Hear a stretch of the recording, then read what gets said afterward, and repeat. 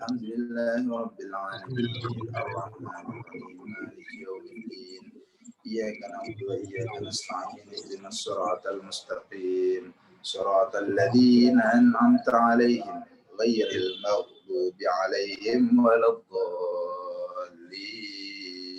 amin Allahumma arhamna bil Qur'an waj'alhu lana imaman wa nuran وهدى ورحمة اللهم ذكرنا منه ما نسينا وعلمنا منه ما جهلنا وارزقنا تلاوته آلاء الليل وأطراف النهار واجعله لنا حجة يا رب العالمين الحمد لله رب العالمين Alhamdulillah para hadirin rahimakumullah, saudara-saudaraku, para penghuni Wisma Atlet, semoga apa yang telah kita baca barusan dengan niat yang kita sudah sebutkan tadi di awal, semoga Allah angkat segala kesulitan dalam hidup kita, Allah angkat segala penyakit yang menimpa diri kita, keluarga kita, orang-orang yang kita cintai.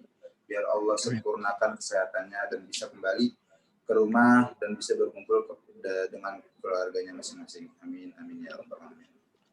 Alhamdulillah, pada hari ini kita bisa bertemu kembali pada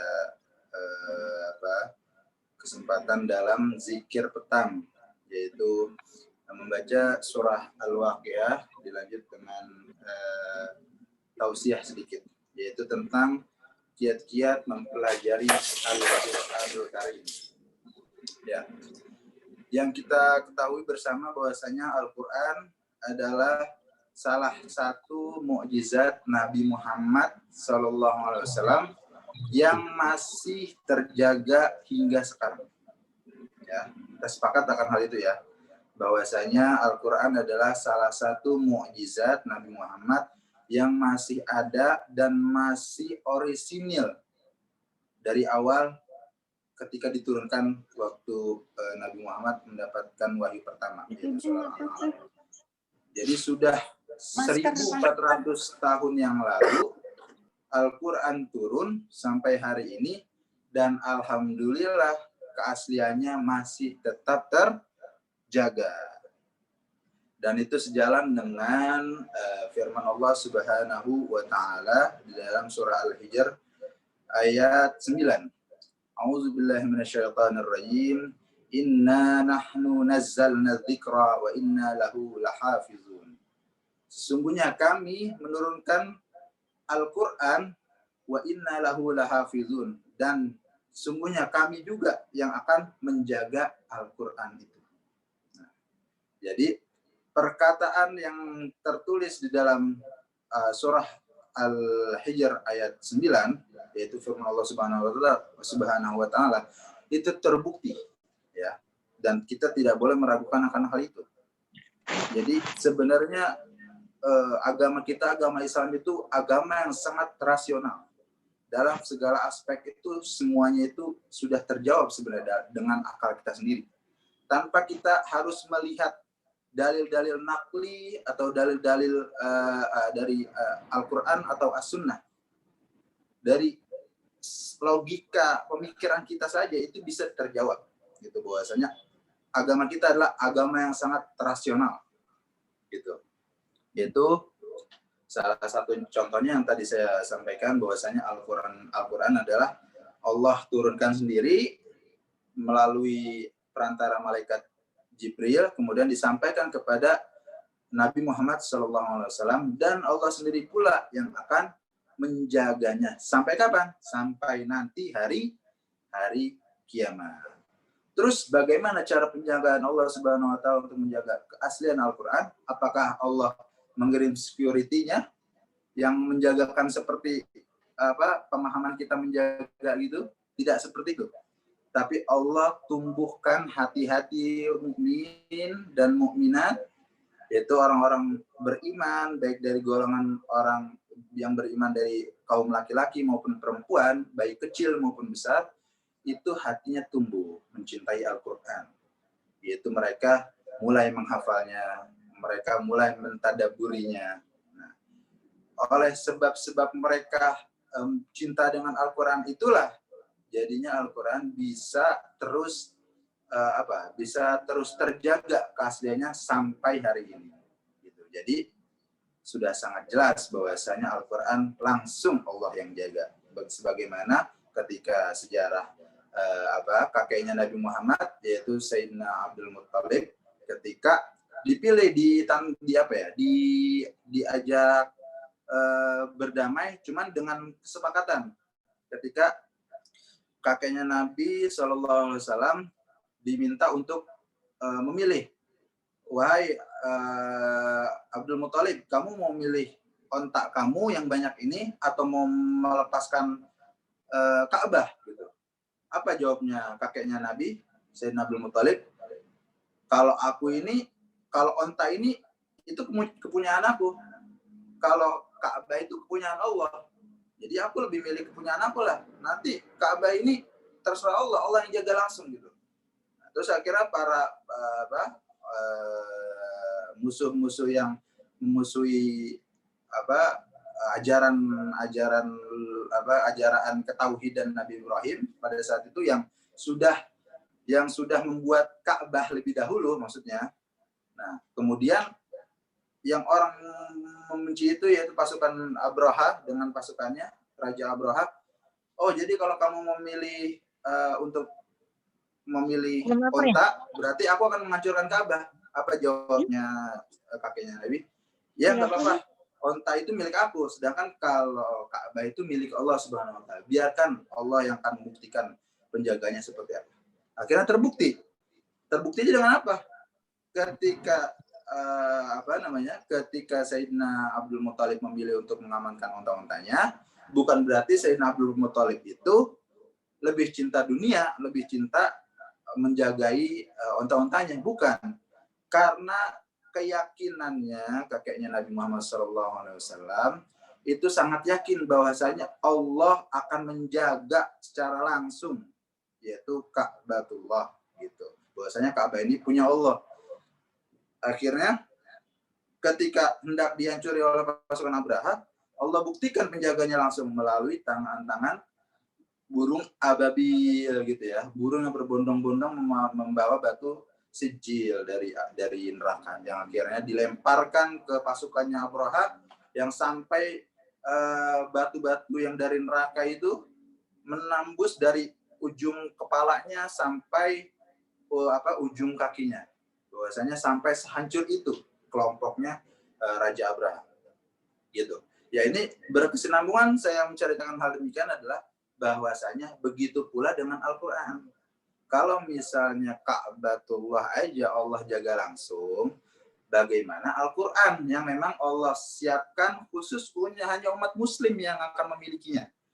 Kemudian yang menjadikan pedomannya dalam hidup melalui kekasihnya Rasulullah SAW. Jadi tentu sangat pasti bahwasanya Allah akan menjaganya dan dengan sebab-sebab yang sudah saya sebutkan tadi, yaitu menumbuhkan cinta kepada hati orang-orang mukmin dan mukminat agar dia mempelajari Al-Quran dengan baik dan mau menghafal. Gitu. Jadi sehingga Al-Quran bisa berkembang keilmuannya dan juga masih terjaga keasliannya sampai hari ini. Sudah sejak 14 abad yang lalu tidak ada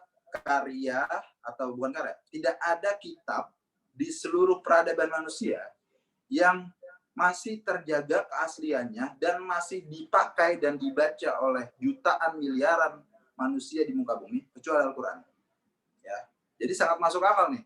Jadi saya menyampaikan ayat surah Al-Hijr ayat 9 itu bukannya saya mengada-ngada atau ini secara akli kita nih, ini sangat mendukung bahwasanya tidak ada kitab yang masih dibaca dan masih keasliannya masih terjaga sudah 1400 tahun lamanya dan dibaca berbondong-bondong oleh miliaran orang dan dipelajari bersama-sama.